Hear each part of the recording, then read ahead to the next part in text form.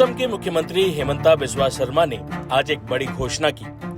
उन्होंने असम विधानसभा में जुम्मे के दिन यानी शुक्रवार के दिन नमाज पढ़ने के लिए मिलने वाले 2 घंटे के ब्रेक को खत्म कर दिया है। हेमंता से जब पत्रकारों ने इस बारे में सवाल पूछा तो उन्होंने कहा कि ये नियम उस वक्त लागू हुआ था जब देश गुलाम था और असम में मुस्लिम लीग की सरकार थी। आज सभी विधायक जिसमें अल्पसंख्यक भी शामिल हैं, उन्होंने कहा कि वो शुक्रवार को भी काम करना चाहते हैं। सुनिए इस फैसले पर पत्रकारों से क्या बोले असम के मुख्यमंत्री।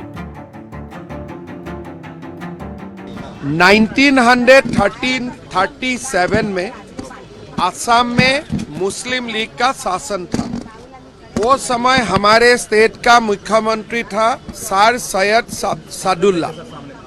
उन्होंने ये नियम बनाया था कि हर शुक्रवार असेंबली को 2 घंटे के लिए जुम्मा नमाज के लिए छुट्टी दिया जाएगा।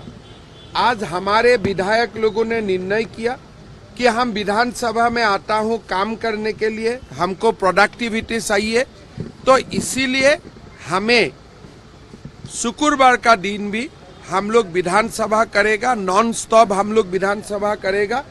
2 घंटा का हमें छुट्टी नहीं चाहिए। जिसको नमाज पढ़ना है जरूर हो अपना नमाज अदा करेगा, उसमें कोई आपत्ति नहीं है। लेकिन जो 2 घंटा वाला छुट्टी थे वो अभी से आगे नहीं होगा।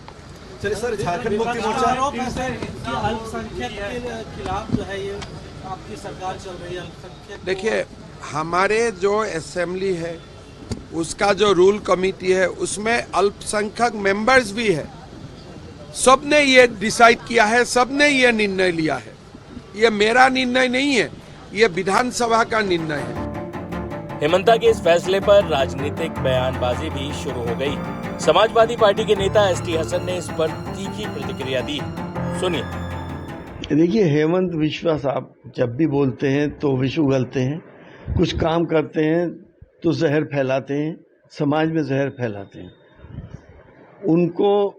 उनकी सारी सियासत अगेंस्ट मुस्लिम्स है। हर वो काम करते हैं जिससे मुसलमानों की दिल आज़ारी हो।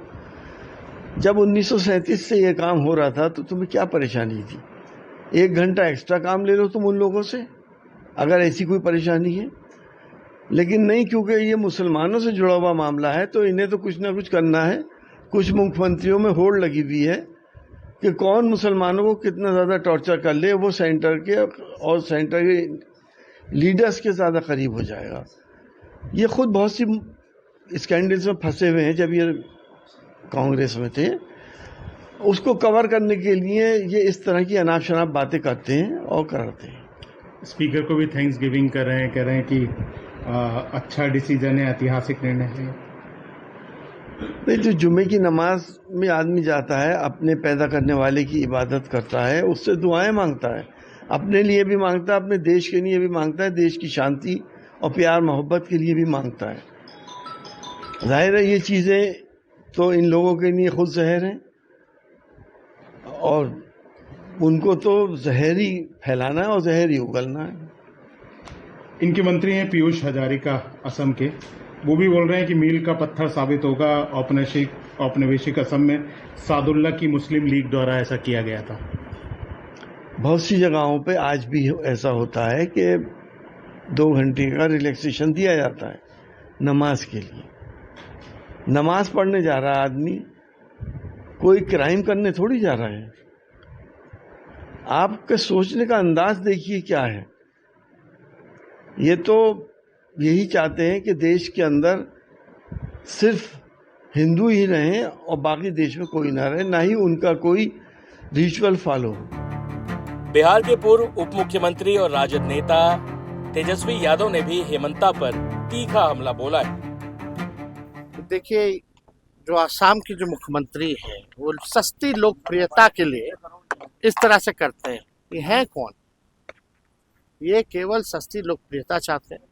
और ये भाजपा के लोगों ने मुसलमान भाइयों को एक सॉफ्ट टारगेट बना लिया है। कभी वक्फ बोर्ड का आ जाता है बिल, कभी सीए एनआरसी का आ जाता है बिल। किसी ना किसी प्रकार से ये माइनॉरिटी के लोगों को, अल्पसंख्यक को ये भाजपा के लोग तंग करना चाहते हैं, समाज में नफरत घृणा पैदा कराना चाहते हैं। ये लोगों को पता होना चाहिए कि देश के आज़ादी में सभी लोगों का कुर्बानी रहा है, मुसलमान भाइयों का भी रहा है। इसको दरकिनार नहीं किया जा सकता है। और इस देश में संविधान के अनुसार सभी को जो है इजाज़त है, हर धर्म को समानता है, हर धर्म का मान्यता है, ये हमारे संविधान में है। लेकिन ये भाजपा के लोग, आपको पता है, ये विधानसभा में को भाजपा का एमएलए या मंत्री बंदर की तरह कूद रहा था। अब बोल रहा था कि वोटिंग का अधिकार छीन लेंगे मुसलमानों का। हम एक बार खड़ा हुए, ठंडा दिए उसको, उसके बाद से खड़ा हुआ है क्या कोई?